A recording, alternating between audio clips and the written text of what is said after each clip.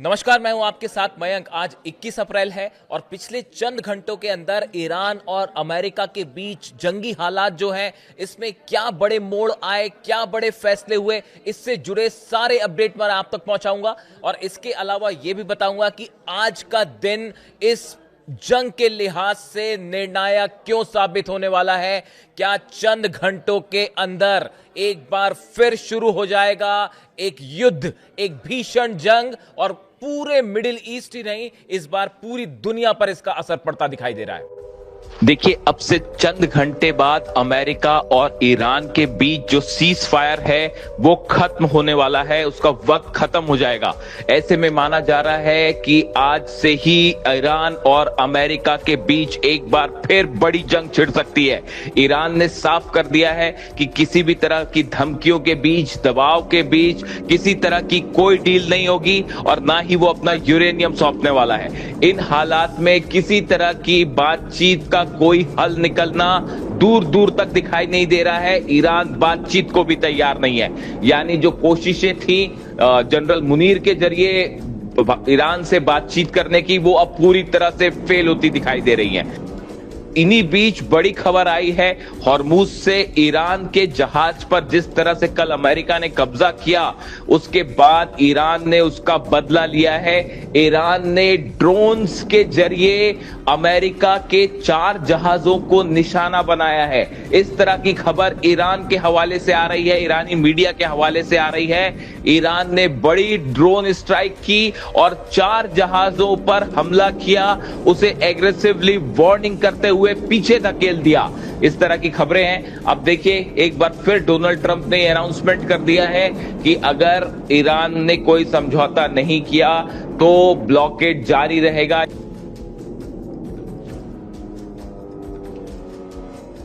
देखिए, इसी बीच एक बेहद अहम खबर, पहली बार चीन ने डोनाल्ड ट्रंप को सीधा धमकी दे दी है। चीन ने कहा है, आग से मत खेलो ट्रंप वरना जल जाओगे। देखिए, फिलीपींस, अमेरिका और जापान, इन तीनों ने मिलकर, 3 देशों ने मिलकर एक वॉर ड्रिल शुरू की है और इस वॉर ड्रिल से चाइना, चीन बेहद नाराज है।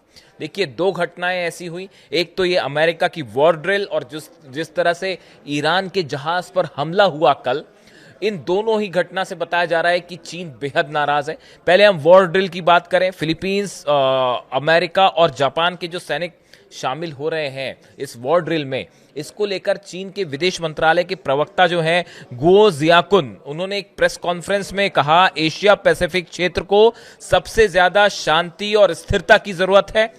इसे बाहरी ताकतों द्वारा विभाजन और टकराव पैदा करने की बिल्कुल जरूरत नहीं है। उन्होंने चेतावनी दी कि अगर कोई देश सुरक्षा के नाम पर दूसरे देशों से गठबंधन करता रहेगा तो यह उसके लिए आग की तरह खेलने जैसा होगा।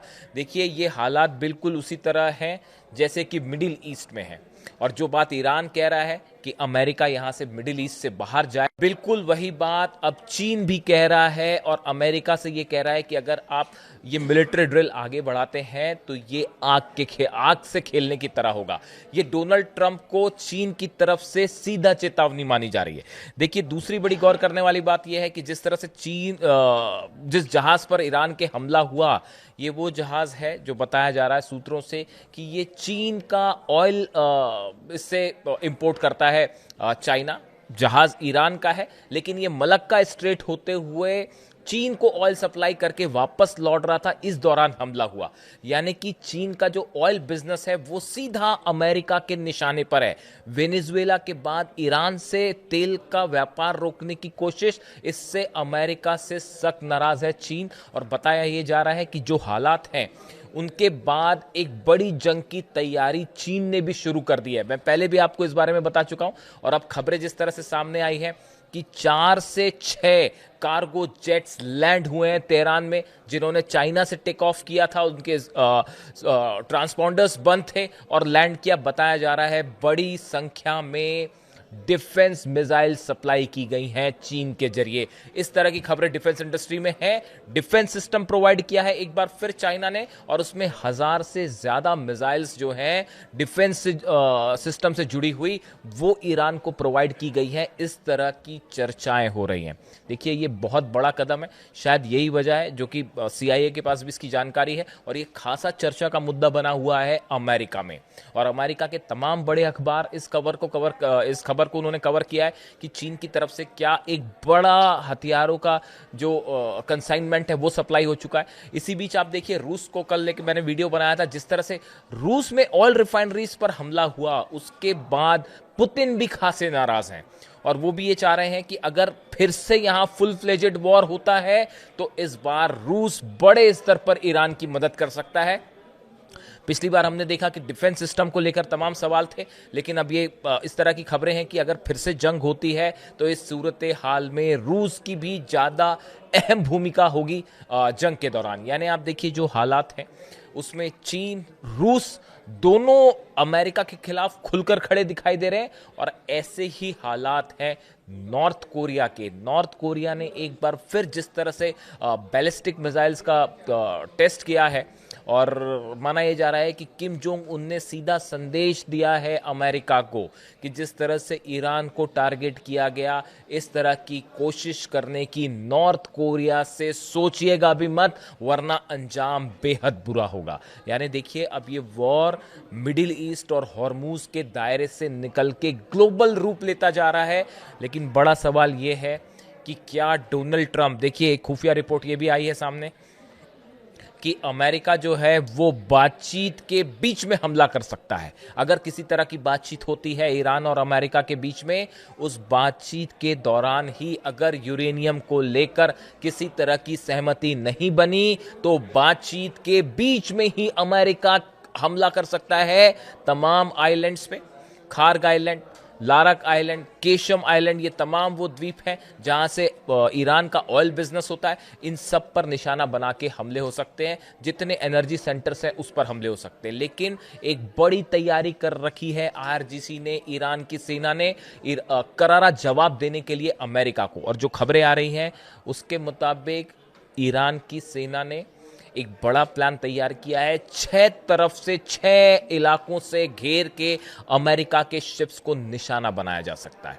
देखिए करीब 14 से 15 डिस्ट्रॉयर्स खड़े हुए हैं, वॉरशिप्स खड़े हैं, 3 एयरक्राफ्ट कैरियर्स खड़े हुए हैं। इन सब को 6 अलग अलग द्वीपों से और मेनलैंड से निशाना बना सकता है ईरान। यानी इन जहाजों को डुबोने की पूरी रणनीति तैयार है।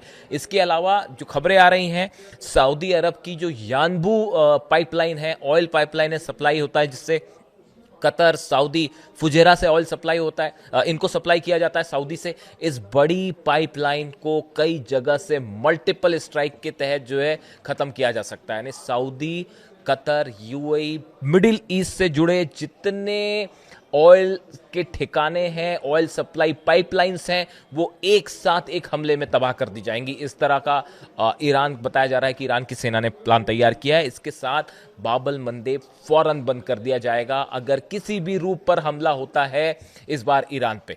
यानी देखिए अगर पावर सेंटर्स पे हमला होता है तो इसको काउंटर करने के लिए ईरान की सेना ने बड़ा प्लान तैयार कर रखा है, और पिछली बार की जो जंग थी उससे ज्यादा बड़े हमले होंगे, इस तरह की प्लानिंग है। यानी हॉर्मूज में कैसे मुकाबला किया जाए। खबरें तो ये भी आ रही हैं कि कल जब जहाज पर हमला किया तो ईरान की सेना फौरन जवाब देना चाह रही थी, लेकिन उस जहाज में बताया जाता है कि जो क्रू मेंबर्स थे उनको किसी तरह का नुकसान ना हो, इसलिए ईरान की सेना रुक गई। वरना जैसे ही अमेरिका ने जहाज को कब्जे में लेने की कोशिश की थी, उसी समय ईरान की सेना तैयार थी जवाब देने के लिए मिसाइल्स के जरिए। लेकिन फिलहाल जो बताया जा रहा है कि ईरान की सेना ने एक मल्टी लेवल प्लान तैयार किया है। अगर अमेरिका की तरफ से कोई भी हमला होता है तो उसका मुंह तोड़ जवाब दिया जाएगा। इससे जुड़ा जो भी अपडेट है वो आप तक पहुंचाऊंगा मैं। वीडियो कैसा लगा कमेंट करके जरूर बताइए। Thank you so much.